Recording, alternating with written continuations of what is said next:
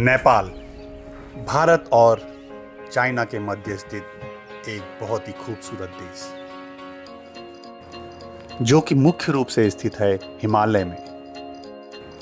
संसार की 10 सबसे ऊंची चोटियों में से 8 चोटियां यहीं स्थित है, जिसमें पृथ्वी का सबसे ऊंचा पॉइंट यानी माउंट एवरेस्ट भी यहीं है। यह भूमि है भगवान पशुपतिनाथ की।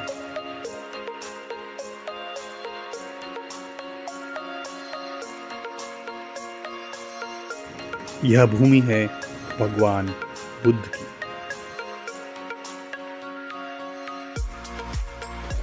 भगवान बुद्ध, जिन्हें हिंदू मान्यता के अनुसार विष्णु का अवतार भी माना जाता है,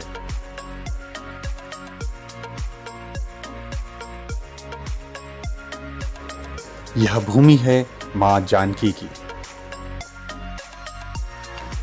नेपाल का इतिहास भी बड़ा रोचक है। समय समय पर अलग अलग राजवंशों ने यहाँ पे शासन किया। आज के समय लोग नेपाल आते हैं यहाँ की प्राकृतिक सौंदर्यता को देखने के लिए, यहाँ के इतिहास को जानने के लिए और यहाँ की कला और संस्कृति को समझने के लिए।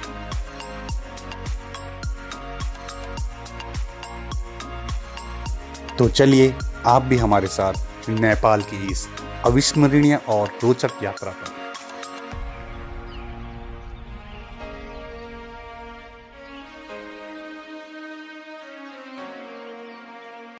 नमस्कार दोस्तों, और स्वागत है आपका हमारे एक और नए ब्लॉग में। और अभी हैं हम लोग दिल्ली एयरपोर्ट पे, और जैसा कि आपने देख ही लिया होगा, दिल्ली एयरपोर्ट से हम लोग जा रहे हैं काठमांडू। ये यात्रा है हमारी काठमांडू की, और बहुत एक्साइटेड हैं हम जाने के लिए। सो जैसे जैसे आगे जाते हैं आपको बताते रहते हैं कैसे कैसे हमारा एक्सपीरियंस रहा। और आज है 20 अगस्त। काफ़ी बारिश है बाहर। सुबह जब घर से निकले तो काफ़ी बारिश थी और लगा था कि शायद कहीं लेट ना हो जाए, लेकिन थैंक गॉड टाइमली पहुंच गए। सो अभी हैं हम लोग, हमने चेक इन कर लिया है, इमिग्रेशन करवा लिया है। अब करीब 1 बजे की फ़्लाइट है हमारी, और अब हम लोग यहाँ से 1 बजे के निकलेंगे तो करीब 1.5 घंटे के आसपास, 1.25 घंटे 1.5 घंटे के आसपास की फ़्लाइट जर्नी है। तो ओवरऑल अभी तक सब कुछ ठीक है। अभी हैं हम लोग ड्यूटी फ्री एरिया में, और कुछ लाउंज एक्सेस हैं, लाउंज एक्सेस करते हैं, थोड़ा सा कुछ खाते हैं। और जी आ गए हम एनकाम लाउंज, और ये है एनकाम लाउंज एरिया।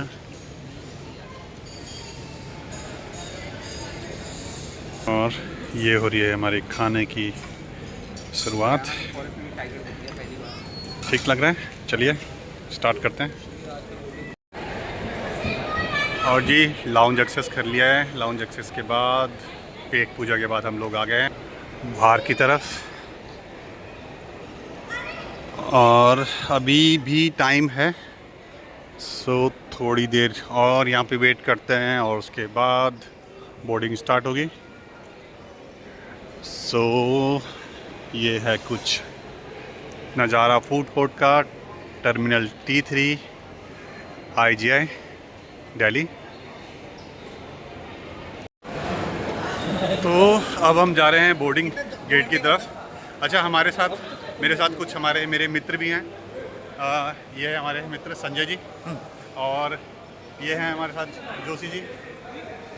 तो अभी हम लोग जा रहे हैं। संजय जी, कैसा रहा खाना लाउंज का?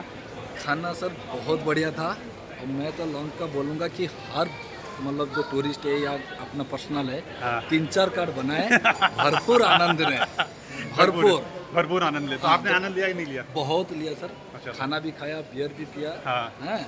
और भी खाना था। अब एक टाइम में कितना खाए ऐसा जानता मैं, तो आई थिंक मैं 7 बजे यहाँ पे आ जाता। सही में। लेकिन हाँ, ये हंसी मजाक ठीक है, लेकिन 3-4 कार्ड रखना जरूरी। हर कोई 3-4 कार्ड यूज करता ही है। और कार्ड अगर आप रख रहे हैं तो इसके लिए एक चीज़ और चेक कर लें कि ये जो है इंटरनेशनल उस पे चल रहे हैं या आपके जो है डोमेस्टिक पे चल रहे हैं, क्योंकि कई सारे कार्ड्स केवल डोमेस्टिक पे चलते हैं और इंटरनेशनल में नहीं चलते। जैसे हमारे पास भी कुछ कार्ड थे जो मेरे नहीं पास थे, उसमें से डोमेस्टिक ही चल रहे थे, इंटरनेशनल नहीं ले रहा था। उसमें से एक लकली एक कार्ड जो निकला वो उसने ले लिया। नहीं, बहुत तो बढ़िया। ये है कि आप इस तरह से लाउंज एक्सेस ले सकते हैं और उसका एंजॉय कर सकते हैं। चलिए अब हम बोर्डिंग गेट की तरफ जा रहे हैं।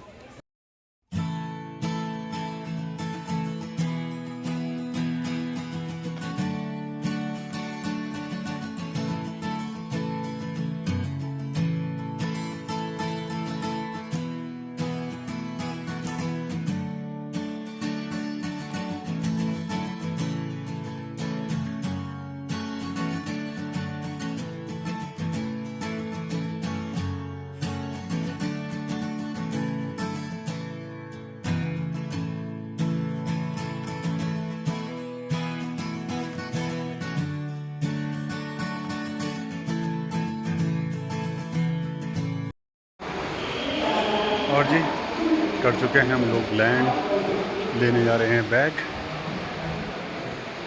ये है जी नेपाल का काठमांडू का इंटरनेशनल एयरपोर्ट। ज़्यादा बड़ा नहीं है, ठीक ठाक है, छोटा सा। बैग लेते हैं और उसके बाद निकलेंगे। सिम लेना है यहाँ से, मनी एक्सचेंज वाले, उनसे भी एक बारी बात करके देखते हैं। तो बैग लेके और सिम का पता करते हैं। और जी हमने ले लिया है सिम और अभी निकल रहे हैं यहाँ से। अच्छा, सिम जैसे मैंने बताया एनसेल है और नेपाल टेलीकॉम का भी कुछ है इनका, तो नमस्ते करके कुछ भी है। तो वैसे हमें एनसेल का ही लेना था, सो बाकी का रेट पता नहीं किया। एनसेल का ठीक ठाक लगा। सो इनका जो रेट है वो है 350 NPR। सो हमने करीब, अच्छा ये आपसे जो पैसे लेंगे वो INR ले लेते हैं, केवल आपका जो सिम वाले हैं। तो इन्होंने आप हमसे लिया और सिम दे दिया है, जिसमें से 350 के करीब हमको सिम पड़ा। और बाकी इन्होंने कुछ हमें नेपाली रुपीज़ वापस कर दिए। तो इस तरह से हमें सिम ले लिया है एनसेल का, जिसमें कि 12 GB डेटा है 47 डेज़। और इसके अलावा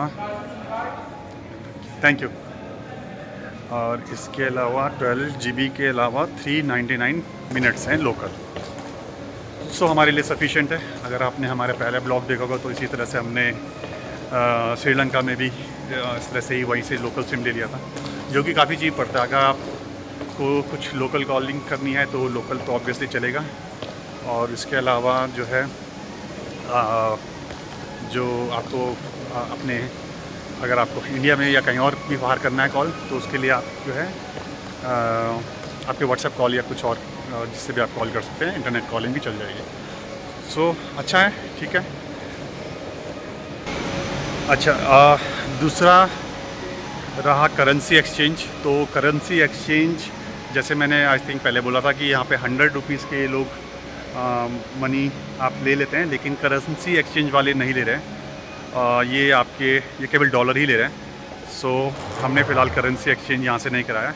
आप बाहर मार्केट में जाके शायद करा सकते हैं, शायद वहाँ पे INR लेते हो। अदरवाइज़ यहाँ पे आपका लोकल शॉप्स वाले भी शायद INR एक्सेप्ट करते हैं, but it is only the 100 rupees note only. तो आप 100 रुपीज़ का नोट ही ये लोग एक्सेप्ट करते हैं। तो करेंसी एक्सचेंज में ये लोग नहीं कर रहे हैं, इवन 100 भी। तो कुछ इस तरह का है यहाँ पे आई थिंक, और रेट इनका 1.6 के आसपास है। तो ये है यहाँ से इसका अपडेट। चलिए अब आगे चलते हैं यहाँ से।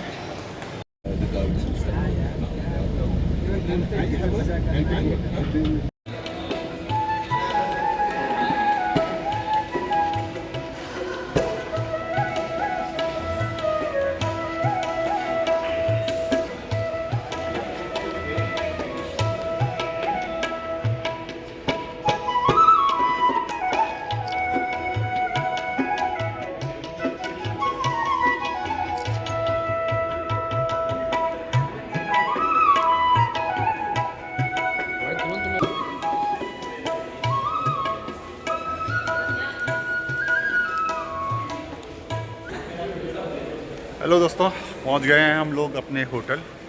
और आप मिलिए हमारे दोस्त मल्होत्रा सर से। मल्होत्रा जी से आप पहले भी मिले होंगे हमारी श्रीलंका वाली सीरीज़ में। सो मल्होत्रा जी हमारे साथी हैं।